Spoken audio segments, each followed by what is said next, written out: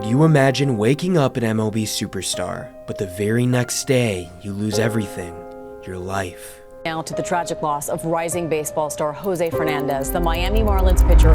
Fernandez's body was found early this morning in a 32-foot boat that crashed near Miami Beach. Jose Fernandez was unbelievable, one of MLB's favorite young pitchers. All it took was one horrid accident to end everything for both him and his now two deceased friends. And the saddest part about it is that he could have prevented all of this. Investigators confirming the star pitcher was behind the controls. It is not what fans wanted to hear. Indeed, investigators finding Jose Fernandez was responsible for this crash. But why was he responsible? What happened? And who really was Jose Fernandez? Well, while living in Santa Clara, Cuba, he shared his street with a future MLB player. And from a young age, they both practiced together with the hope of someday starting a new life. You see, Cuba is one of the worst countries on earth, and he lived there.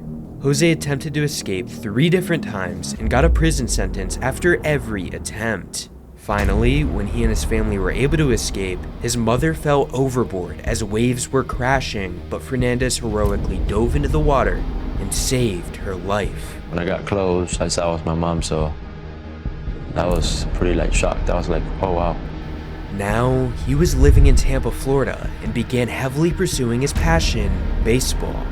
In his senior year, he threw 2 no-hitters, struck out 134 batters, and was a superstar. It's no surprise that he was taken in the very first round of the MLB draft. Florida Marlins select Jose Fernandez. And how about the story on how he got here?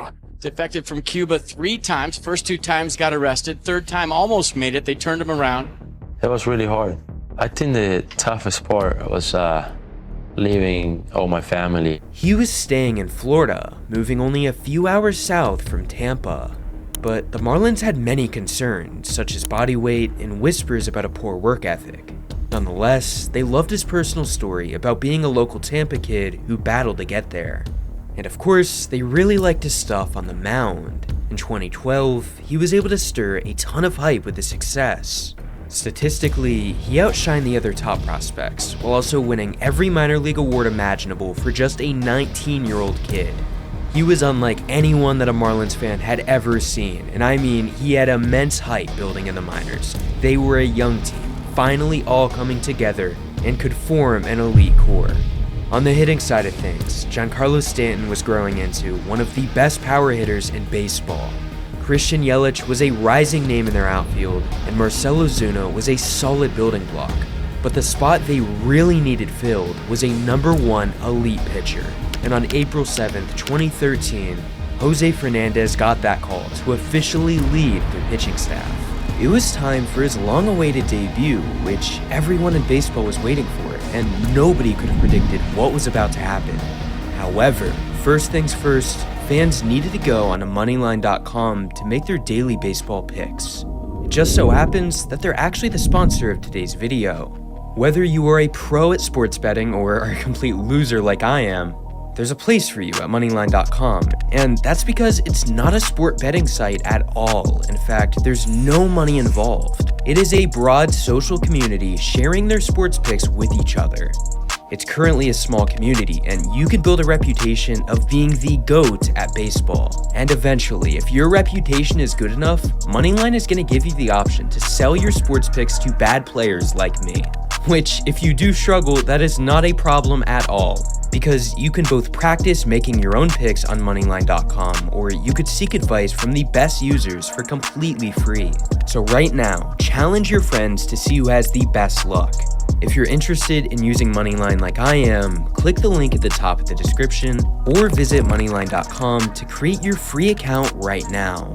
But let's get back to Jose Fernandez's historic debut. In his first game, he was ridiculous. Look at the second inning. He struck out 1 guy with his curveball, the second guy with his fastball, and ended the inning with 1 final strikeout. It was like that all game. He had the greatest debut by a Marlins pitcher in their history. This is the major leagues, and you just picked up right where you left off. Yeah, like I said, I tried to go out there and, make good pitches. And in 2013, he wasn't only a great pitcher, he also did this. Fernandez, left field, it's deep, it is gone! He hit a home run as a pitcher, and let's just say he talked a lot of smack. Chris Johnson is coming after Fernandez. That's who was chomping at him then. And now the bench is empty. They're on him for taking a peek. Throughout his rookie campaign, he kept getting better, but there was a void missing inside of him emotionally. The most important person in my life that I would love her, I would love for her to see me pitch in the big leagues. It will be my grandma. She's in Cuba. Unfortunately, she's not allowed to come here. And then something he never would have expected happened. Oh my God. He was finally reunited with his grandmother. The kid was extremely special at only 20 years old. Jose Fernandez was a rookie all-star pitcher, had one of the top ERAs in baseball, had the highest strikeout rate in baseball, and let up the least amount of hits of any player. There's one moment where he robs Trey Tulowitzki of a hit. He asks Hernandez, "Did you catch that?" And he responds saying, "Yes, I did. Yes, I did." The kid was an animal. During the season, he had actually won back-to-back Rookie of the Month awards. But what he was truly playing for was Rookie of the Year. For the first time in National League voting for the Jackie Robinson Rookie of the Year award, a Cuban-born player is the winner. The Marlins pitcher, Jose Fernandez. He got 26 of the 30 first-place votes. Him winning that award was extremely important, but in 2014, he wanted to be even better. Before the season actually began, he was blessed with amazing news. Right after a Rookie of the Year campaign, he was announced as the Marlins opening day starter, the youngest in Marlins history. In MLB history, it had been over 25 years since someone that young was pitching on opening day. The best part is his grandma was finally able to watch him pitch in person. It was an absolute gem. Not only did their offense explode for 10 runs, but he let up just a singular run through 6 innings, embarrassing them all game. Yeah, she hasn't seen me pitch for a really long time, so I want to see what she's going to tell me I did wrong now. His elite fastball that game allowed him to pound the zone, at one point throwing 27 strikes and only 3 balls. Out of his total 92 pitches, hitters swung 52 times, giving him a 56 swing rate. He was clearly bound for a special sophomore season until early May when he knew something was wrong. 3rd inning, I think, and I was talking to Shine, the video guy. I told him, "Hey, I'm done." He goes, "What do you mean you're done?" It's like, "Yeah, I'm done for the season. My elbow is done." So when I went back out, I tried to pitch, and I couldn't. It was being reported that he was undergoing Tommy John surgery, meaning he would miss the rest of 2014 and some of 2015. The craziest part about it is that it was his teammate's fault. D. Gordon, who hit Hernandez in the thigh during batting practice, made his pitching motion change, and his elbow built stress because of it. After getting this surgery, as the surgeon described it, the pain level is high enough to think, wow, I don't know if I can ever move my elbow without pain again, let alone get back to the mound. And to say the least, Fernandez broke all expectations. He was ready far sooner than expected in July of 2015. He wasn't only a new pitcher, he was actually better than he was before. Over his first 6 outings, he went at least 6 innings into all of them. Jose had only 1 bad start all year and was a beast outside of it. With that being said though, you'd expect the Marlins to be happy about that, right? Well, no. Reports were actually coming out that the Marlins and Jose Fernandez were enemies, that they hated each other, calling him selfish and saying that he treats their management like children. One of his teammates actually said that there were times throughout the season where some of his players and coaches hoped that he would go out there onto the mound and get shelled. Tension was rubbing between the two sides, and they were attempting to trade him from Miami because of it. His draft concerns from years prior about a questionable character seemed to have been coming to fruition. There were 4 teams that wanted him: the Astros, Dodgers, Diamondbacks, and the Yankees.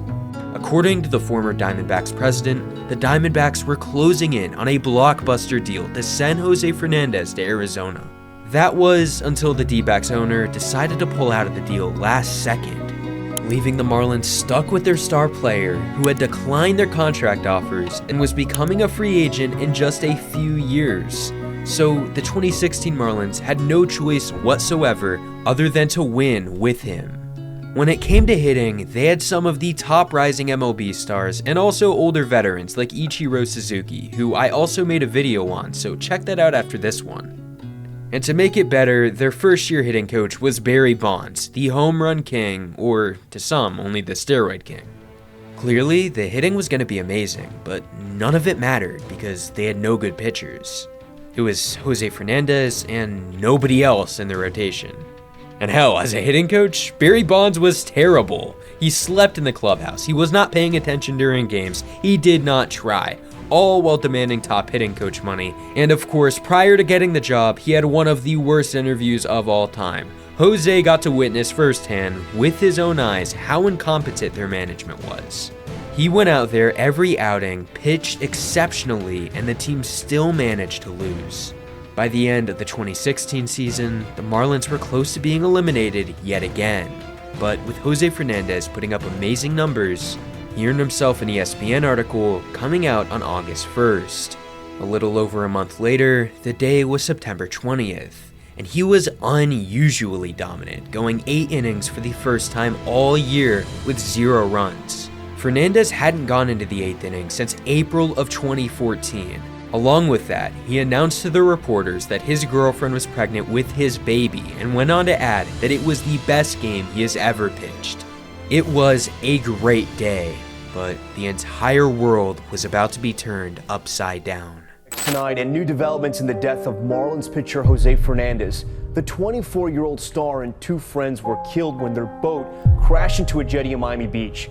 The toxicology report now finding cocaine in Fernandez's body and a blood alcohol level nearly twice the legal limit. The MLB world was stunned. Jose was gone, and his attorney was furious about the recent headlines. Specific law that prohibited this disclosure. Losing him broke everyone. The team was heartbroken. Talk about a tragedy like this. There are no words that come to mind. There's no playbook. So he was intoxicated, operating the boat at roughly 65 miles an hour, and nobody on board was wearing a life jacket. But how did this night begin? Well, let's go back 5 hours before the fatal crash that took both him and his 2 friends on board.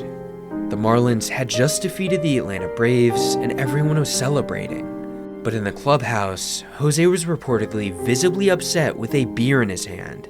An underlying issue in all of this is the fact that Jose and his girlfriend had been in a major argument. He was in a bad mood because of it and decided to stay out late. He was actually scheduled to pitch the very next morning, but he didn't care. He actually texted 3 teammates asking them to ride his boat, in which they all said no.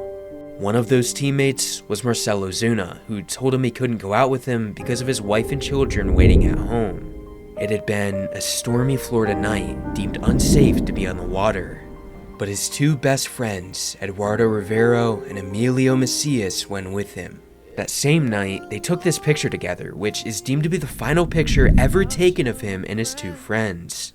Early in the night, one of Eduardo Rivero's friends heard that he had planned on hanging out with Jose Fernandez. The text message read, "Yo, please be careful, bro." Eduardo responds, "I will, bro, trust me, it's not my time yet." Eduardo's friend says, "I know, but try to keep Jose cool. Tell him what I said." Even Jose Fernandez's girlfriend was texting Eduardo, saying, "Take care of him, please." Eduardo responds by saying, "What's going on?" And she says, "He's been drinking and he's not in the best state of mind. We got into an argument recently, and honestly, I'm running thin. He was really pushing me out the door. I just need you to take care of him." But unfortunately, they of course all later died that same night. This prompted one of Eduardo's friends to say, "Everybody is talking about Jose Fernandez, but you died trying to be a good friend for him. It doesn't sit well with me. I'm choking on tears writing this, and you don't deserve this. We were just talking about life at the Marlins game and how precious it is. I can't believe you're gone. The pain I have is unexplainable, and I feel guilty that I didn't do a better job of trying to convince you not to get on that boat. You had a gut feeling, and that's killing me. I love you, bro. You'll always be the little brother I never had. I'm in shock. I'm still waiting for you to call me or text me. We were so excited to celebrate your birthday in Vegas. You were loved by so many, and I'll do my best to stay involved with them." Not only his friends were distraught, but his family couldn't believe it. He went to go support his friend and he died being a friend.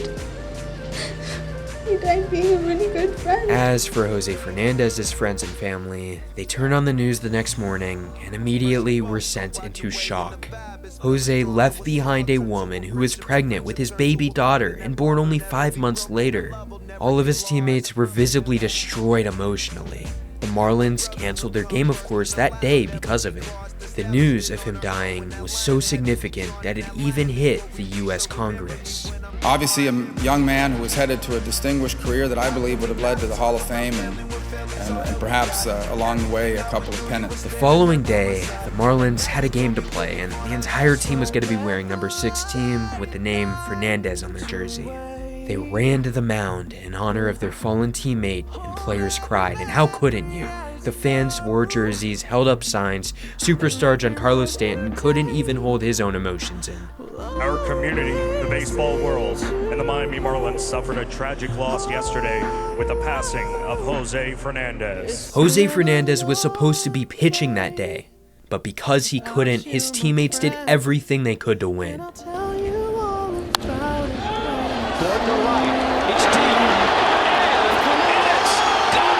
In the leadoff spot to start the game, D. Gordon hit a home run in honor of his teammate. The dugout went crazy and he couldn't hold back his tears.